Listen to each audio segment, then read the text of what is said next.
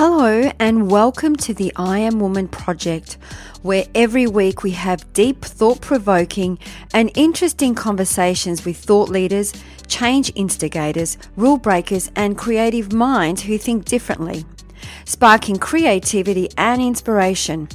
Our special guests on our show cover a variety of topics just for you, and they share their personal stories to inspire, motivate and empower you, our listener. The I Am Woman podcast is produced for your enjoyment, and show notes are found at www.catherineplano.com. Come back often and feel free to add the podcast to your favorite RSS feed or iTunes. All links are in the show notes. Now let's get into the show.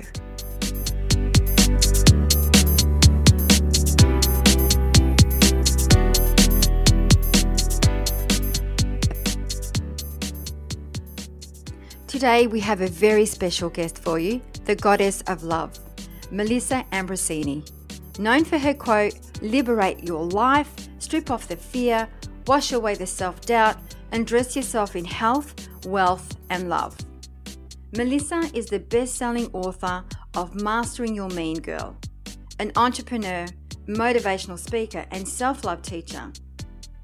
In her signature straight-talking style, Melissa teaches women how to master their inner mean girl, smash through the limiting beliefs, and ditch the self-doubt so that they can truly live the life of their dreams.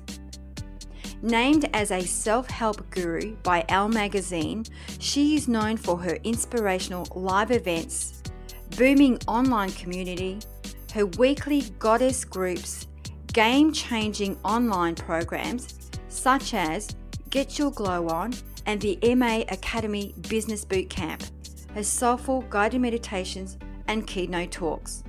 Her mission is to inspire women across the globe to create a heart-centered life that is wildly wealthy, fabulous, healthy, and bursting with love. And that's no exaggeration. You will feel the love and passion right through this whole heartfelt conversation. So let's tune in.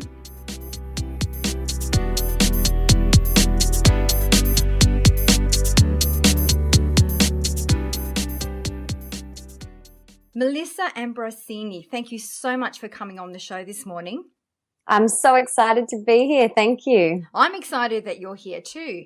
The reason we would love to speak to you too is obviously you're currently doing your Mastering Your Mean Girl tour. I think that goes globally on the 22nd of March. Is that correct? Yes. So my book is out already in Australia and New Zealand, and it will be out all across the world on March 22nd. So that's pretty exciting. That is very exciting. Talk to us a little bit about the book. How did it come about?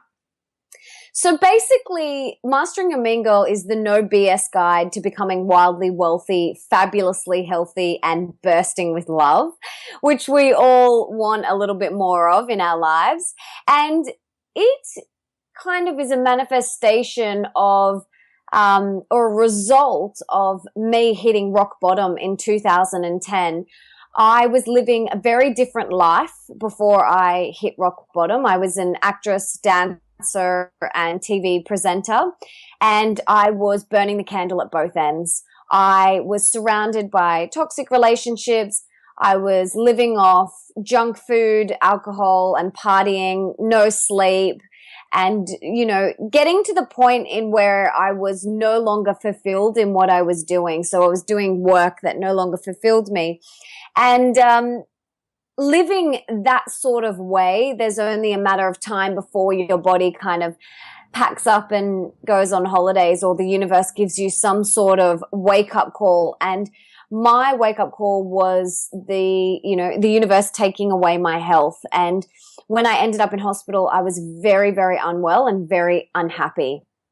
And even though that was the darkest point of my entire life, there was a tiny glimmer of hope, that I could finally surrender. I could finally stop pushing and pretending that my life was okay. Because on the outside, it looked like I had, an amazing life. It looked like I had a glamorous life, but on the inside, I was dealing with an eating disorder and depression, and I was a gold medalist people pleaser. So I had, I'd always just whacked on this smile and suppressed how I was truly feeling on the inside. And ending up in hospital was the best thing that ever happened to me. And from there, I followed that intuition. It was the first time I listened to my intuition, the first time I followed my intuition. And it kind of said to me, if you sort yourself out, you'll live an awesome life. And there was a part of me, that my mean girl, that was like, nope, that won't happen to you. And even though that voice was there, I decided to just follow that charm anyway. And from that moment, one of my friends gave me Louise Hay's You Can Heal Your Life when I was in hospital. And it was like the lights came on. From that moment on, I dove headfirst into this self-development, best self, personal development world. I read every single book I could get my hands on and became totally immersed and in awe of this world. And I thought to myself, why are we not taught this stuff in school? Like, why are we not taught about self-love in school and meditation and mindfulness and things like that? And so I started a blog, and I started just sharing what I was realizing and learning and all the wisdom that I was learning. And I went on to study health coaching and life coaching and meditation and yoga teacher training and acuenergetics. But, all of those things are just pieces of paper. The biggest classroom for me is life, where I grow and learn the most.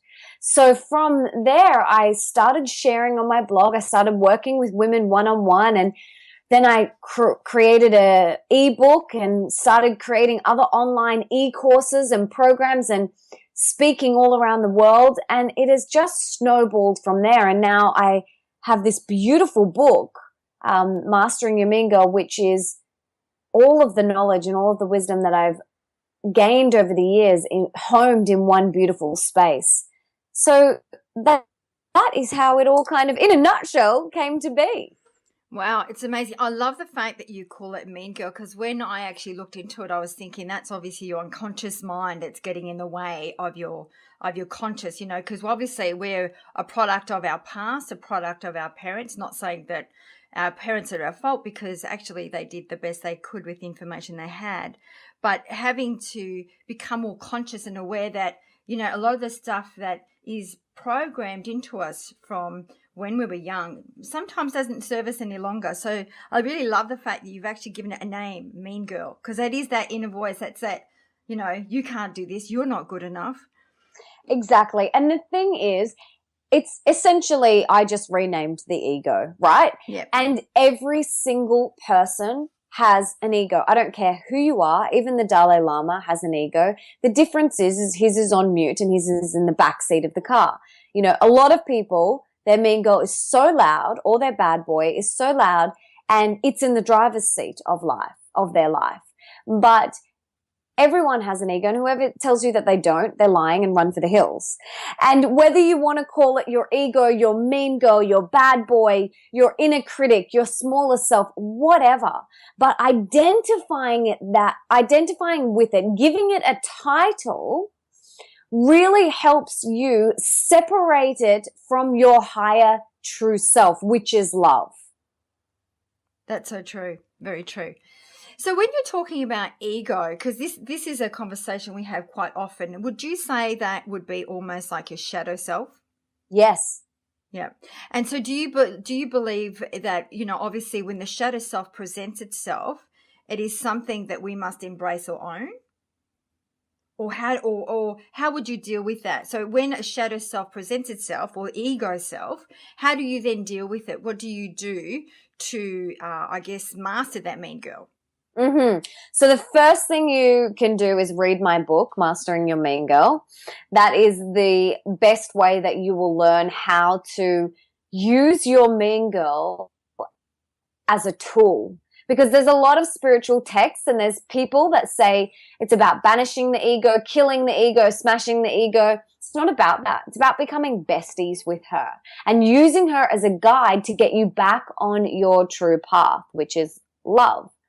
So for me, I want to give everyone, because today I want to give everyone a little 3-step mastering your mean girl process, because I love 3 steps and I love simplicity. But please go out and read the book first.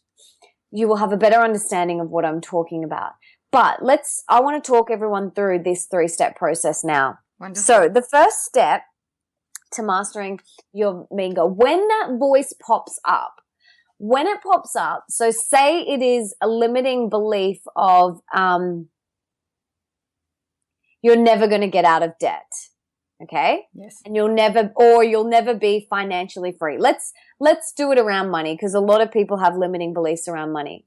So say that mean girl thought pops into your head. You're never going to get out of debt and you're never going to be financially free. So the first step is awareness.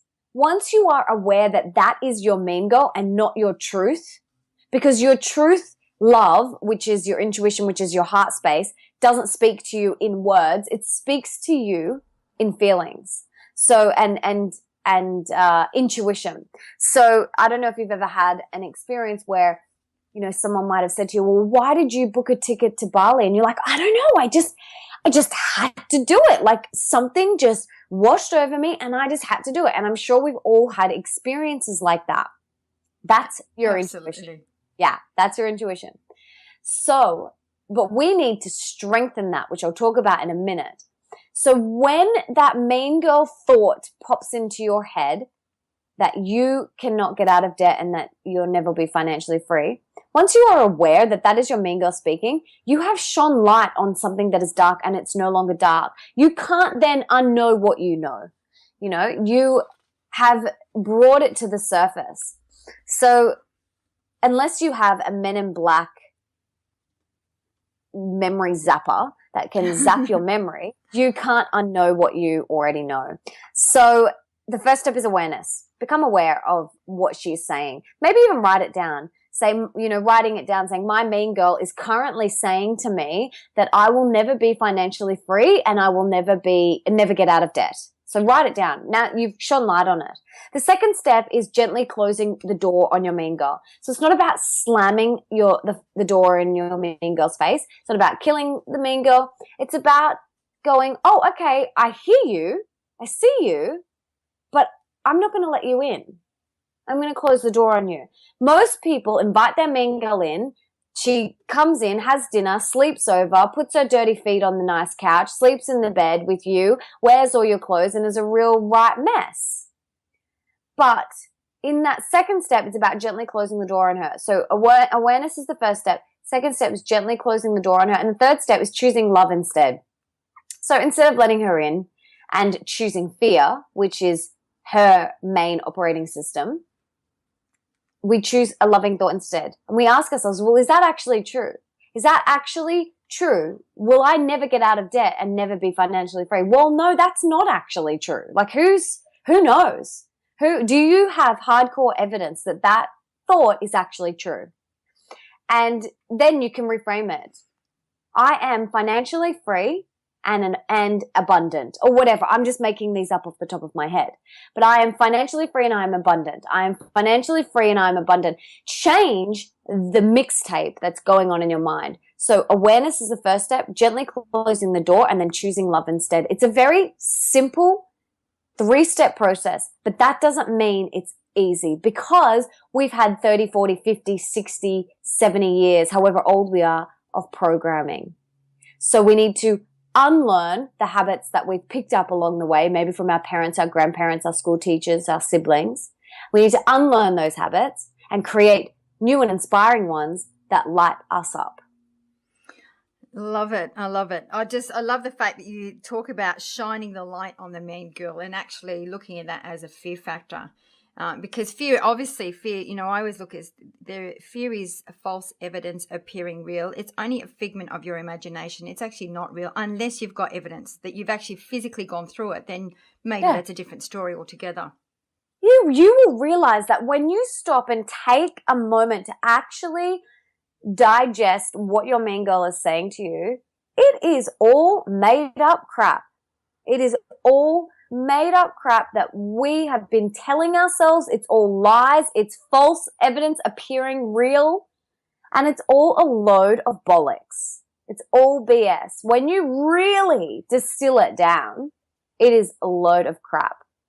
No, it's true. And I mean, even neuroscience, I mean, they say now that anything between 65,000 to 80,000 thoughts. And most of those thoughts are negative. They're actually not positive. Exactly. And so exactly. Women have between 60 to 80,000 thoughts a day. Men have around 40,000. So that is 60 to 80,000 potentially mean girl thoughts that we have a day. Yeah, it's a lot, isn't it, when you think about it? It's a lot. It is a lot. Melissa, you sound so passionate about what you do. What drives you? Like, what's the best part of your job?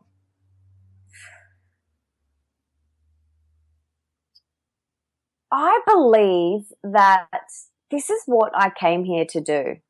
This is what I was put on this earth to do, to share, to help, support, inspire, and serve. And what drives me is the people, my tribe, the women I meet, the women I speak to. Every time, I'm currently on my book tour, and every time I hear another story from someone, I'm like, right, I've got to keep going. It almost puts more fuel up my bonnet.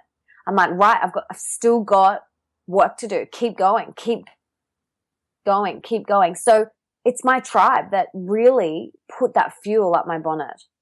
Yeah. And I think too, when you're looking at the products you offer as well, you really tap into lots of, I guess, very important areas of our life. When you're talking about wealth, that was one that you were speaking about. And then there's health and then love. These are three, I think, key components for all women.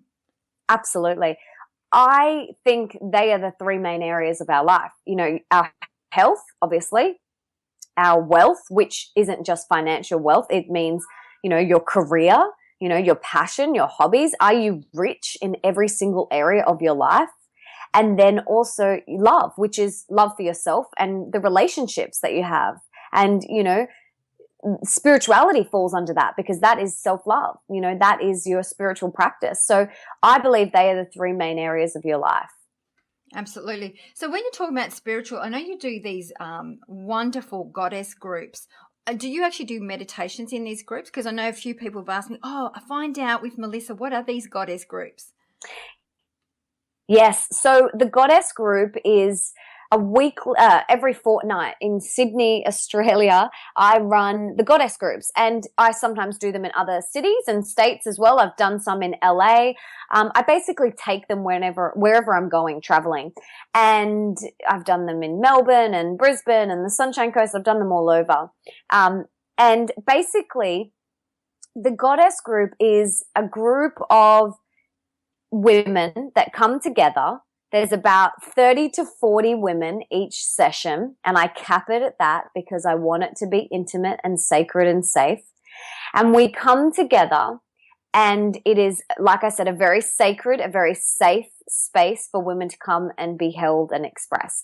The goddess groups start with a guided meditation by me, and then I give a talk on a topic, and then the floor is open for workshop style questions, and we brainstorm and we work through things that women are going through, and we hold each other and support each other. And it's a beautiful space to come and connect with like-minded women and to feel held and supported. And, back in the day, the red tent days, this is how women communicated. Like, we were all in tribes. We all, gathered together. When we were on our moon cycle, we all went to the red tent to menstruate and to give birth whilst the men went off hunting. So, but in modern society, that no longer exists. The woman stays at home by herself and raises children or works or goes to work. And that community, that tribe feeling of women, there is no longer existent. But and it's been hardwired into us to think that us women have to do this thing called life all on our own, and we absolutely don't. And that is one of the biggest reasons why I wanted to create a sacred space for women, like-minded women, to come together to express and be held. And it is sold out every single week. I have girls that have been coming for over a year now, every week, don't miss a week. And then there's a good number of women who are there, the same women every week. And then there's a good number of new people every week, which is amazing. And it is, one of my favorite things to do. I absolutely love it. Everyone sitting on cushions, and, there's a beautiful little love gift that I give everybody. And it's just a really beautiful space. There's candles and it's gorgeous.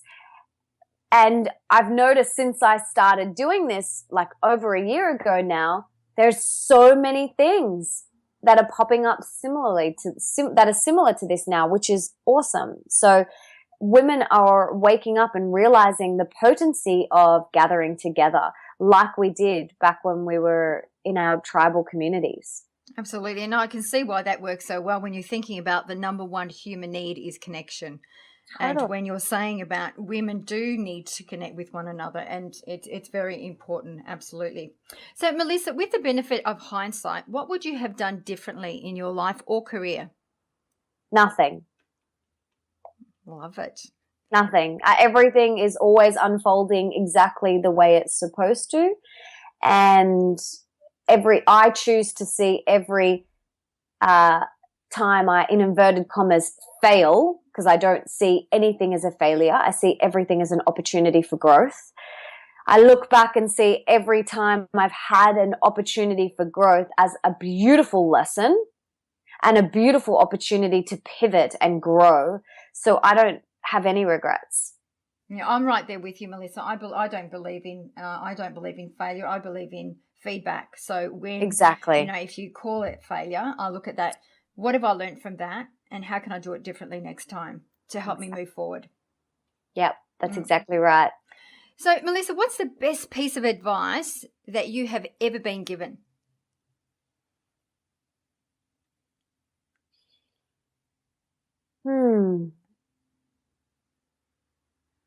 And this could be from your mum, your grandmother. Yeah, I guess the best piece of advice, someone once said to me, and I didn't really realize the potency of it at the time, but it was just be you. We grow up trying to be everything but ourselves. And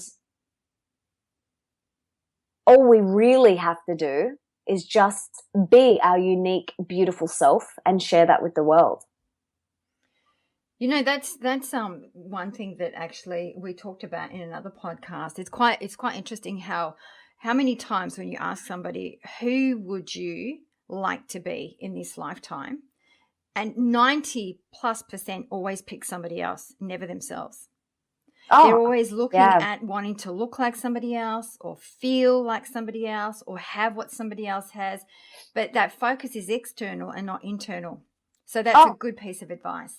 Oh, absolutely. I love my life and I love being me. Like, it is so much fun. Doesn't mean it's always fun. Doesn't mean I don't have challenges. I absolutely do feel challenged and stretched at times. But I wouldn't change a thing. And that's why in my book there is a whole section on comparisonitis, which I used to suffer from very severely. Yeah. And comparison is one of the cheeky tricks of your mean girl. So when you learn how to master your mean girl, you'll learn how to master comparisonitis, and you'll no longer compare yourself to anyone else. And you'll no longer be seeking that external acceptance, love, or appreciation, because you will feel that deep within yourself. I love that comparisonitis. And you find that too, it happens a lot more with teenage girls too, with, look, all the new fashion, all the social media, they're really into like almost starving themselves to look a particular way, which is just, I think, not healthy. Absolutely. I went to dinner with a couple of old friends when I was on my tour, and one of the daughters was, we went out to dinner, and one of the daughters was 10 and sat on her phone the entire dinner, just looking at Instagram and Facebook. And I just thought, oh my goodness, like such a disconnect. And we didn't have that growing up, which I'm so grateful that we didn't. And I have a beautiful 10-year-old stepson, and we are like, some of his friends, they have phones. And I'm like, no, let's leave it till he's like bursting to have one. Like he doesn't need one just yet. So I'm like trying to push that as far back as humanly possible until he actually physically needs a phone for some reason. But right now that isn't the case. So we're trying to, push that back a little bit, because it's just once you're in it and you're tapped in, you're in it. It's true. And, I can relate to it. I have a no phone policy when we have dinner. My son, he's 21. Oh, yeah.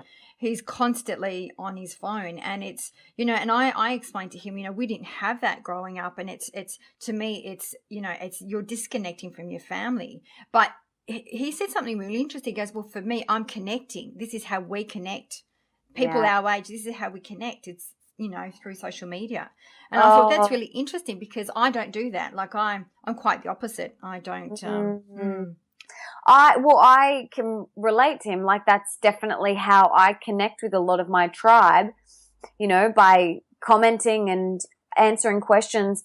But nothing beats in-person connection. Like nothing. That's another reason why I created the Goddess Groups. That's another reason why I'm on a book tour. That's another reason why I speak all around the world, because nothing beats that intimate connection. Humans are hardwired for connection and intimacy.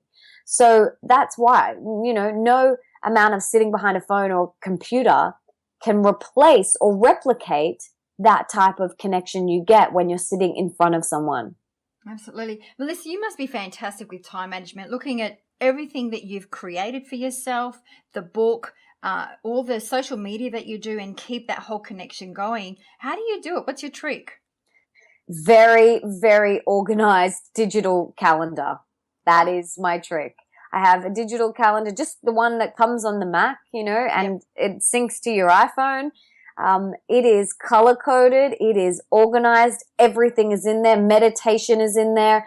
A lunch break is in there. Dinner time is in there. Every single thing, both in personal life and my business life, is in my calendar.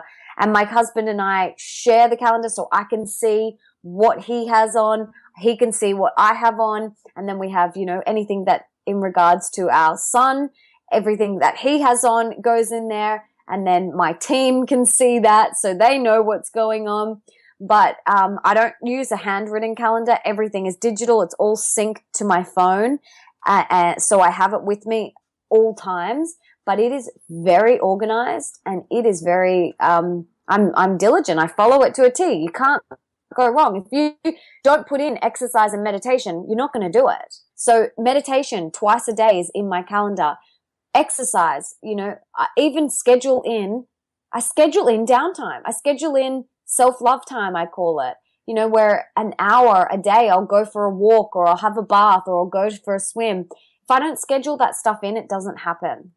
That's so true. And I think if you don't plan it, and that's the biggest thing people don't realize, if you don't plan that time, it isn't going to happen. And I think I love the fact that you're so transparent with it looks like you've really embraced the well, if you want to call it the whole work-life balance. You really were able to merge the two and make them one and work well with you. That's fantastic. Yes. So, Melissa, what is the greatest lesson that you have ever learnt thus far?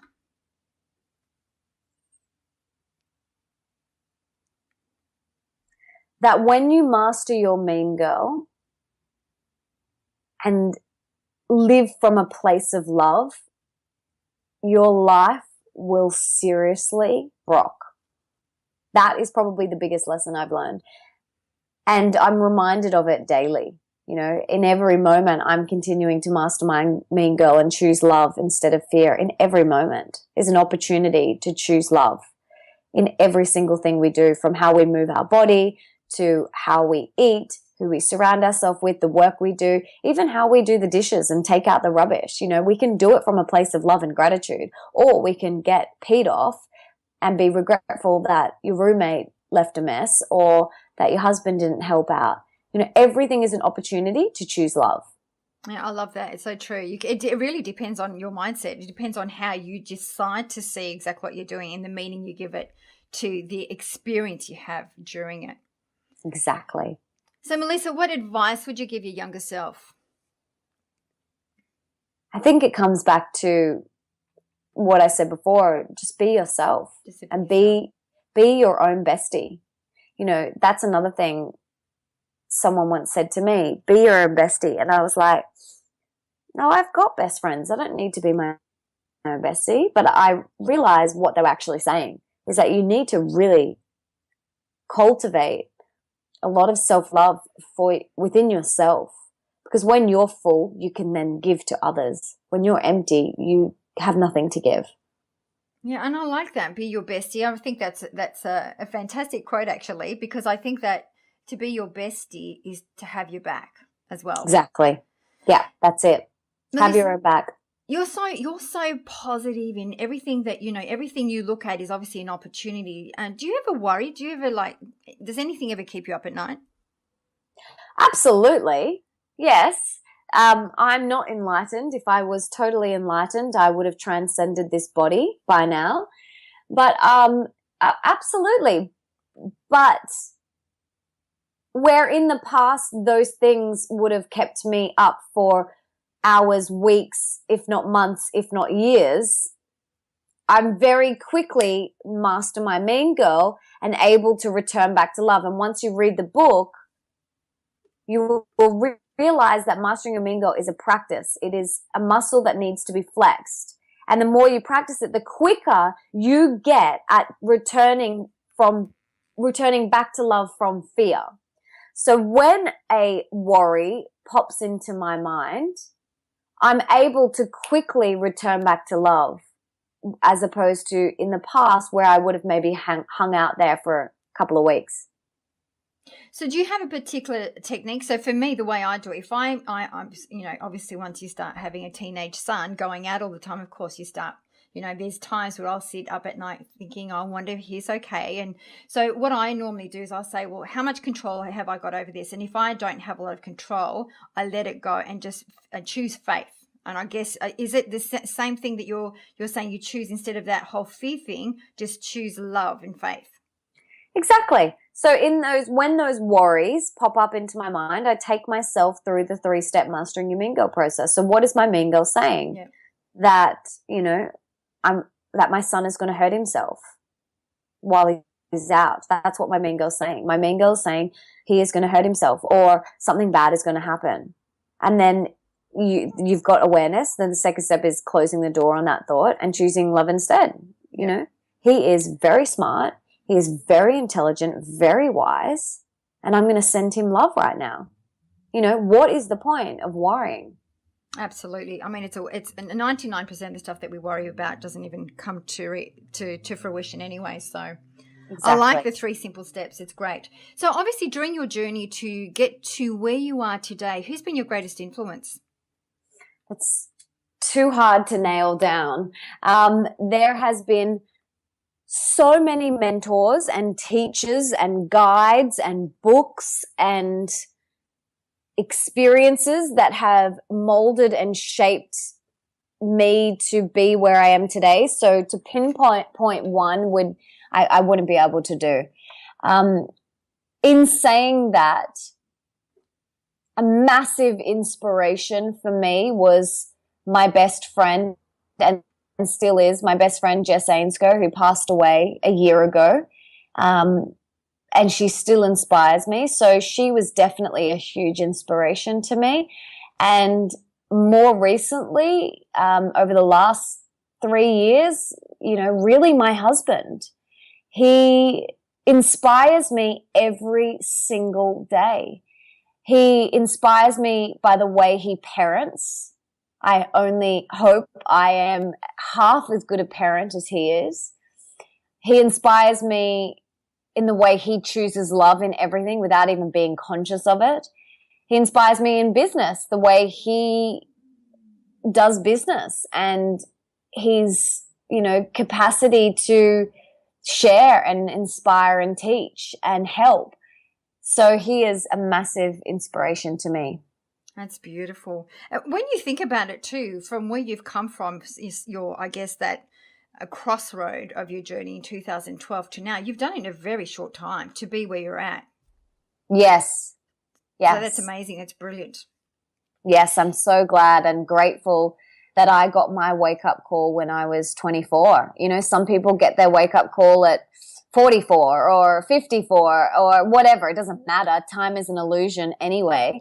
But I'm grateful that I got my wake-up call at 24 years old because I was able to reassess my life and go, is this serving me? Am I happy? No. Okay, I'm going to pivot. And I pivoted, and I pivoted quite quickly. That's amazing. It's starting so young and to be where you're at. If you had to describe one word that describes your personal brand, what would that be? Love. Love it. So normally what we do to wrap up the show, we always ask our guests to give us 3 golden nuggets to give to our listeners. And, I think when I think about it, you have given us 3 golden nuggets, but with the awareness, shining the light on fear and then choosing love. Is there anything else that you would like to give our listeners? Any other piece of advice or a golden nugget? I guess the first one would be master your mean girl and you will live a miraculous life. Choose love over fear in every moment is the second one. And the third one would be just be you. Yeah, wonderful. Absolutely wonderful. So for our listeners, where can they find you, Melissa? You can find me at melissaambrosini.com and anything book related, it's all on my website as well, but you can check out masteringyourmeangirl.com and you can grab a copy of my book. You can get my Mastering Your Mean Girl 10-week activation program, which is an online program that you can do after you've read the book, which really helps you implement everything that you've read in the book, because reading it isn't enough. We've got to take action and put into action the new and inspiring habits that you would like to have in your life. And because nothing changes if nothing changes, and just reading it isn't enough. And I've also got my Mastering Your Mean Girl meditations, 10 powerful guided meditations that help complement the 10 chapters in the book. So you can check all of that out at masteringyourmeangirl.com. And anything else, any other goddess groups or any other, things you want to keep up to date with, melissaambrosini.com. Melissa, you are one inspiring woman. And I have to say, too, that I myself was interested in some of your products. There was the MA Academy Business Bootcamp, because we do have a lot of women in our tribe that are either entrepreneurs or have a business. And what we do, we help expose their business. What is that product a little bit about, please? Yeah, it's one of my most popular products. It's an online product. It's an online program. It's the MA Academy Business Bootcamp. So it teaches you how to create an online heart-centered business. I talk you through exactly how I launched and got my business to where it is today. I've brought in 3 experts. I've brought in in the course, Bruce, who is my business coach, Glenn Campbell, who is a branding expert. So he talks all about the branding. And then my husband, who has been an entrepreneur for many years and been involved in loads of startups and created apps and magazines and movies and music. And he shares his wisdom in it as well. So it's an amazing, juicy, totally awesome product. If you want to start any business, or if you're already got a business and you want to take it to the next level and you want to do it from a heart-centered space, this program is for you. We talk about everything. We talk about copywriting, list building, marketing, branding, creating online products, like everything. So it's awesome. And I absolutely loved creating that product so much. And I've just had nothing but epic feedback from it. Wonderful. Well, I'm sure our tribe will definitely be looking into some of your products because you have an amazing range of products. Once again, Melissa, thank you so much for your time. I'm sure everyone's going to absolutely love you to bits, and it was very exciting to speak to you and getting to know you in this way.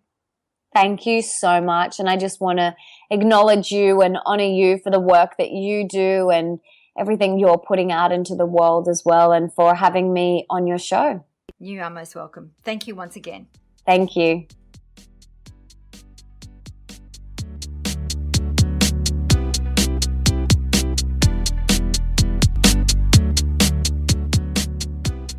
That brings us to the end of another episode. I hope you enjoyed the show, as it is my mission to reach out and inspire as many individuals like you. And one of the best ways to help us achieve this goal is by giving us a good review on iTunes. It's easy and it only takes about 10 seconds. If you have any questions or special guests that you would like to hear from, please send us an email to support@catherineplano.com.au and we will get right back to you. You can also follow us on Instagram, Twitter or Facebook @Catherine Plano. That's it for now. Thanks for listening. Until next week, please take care.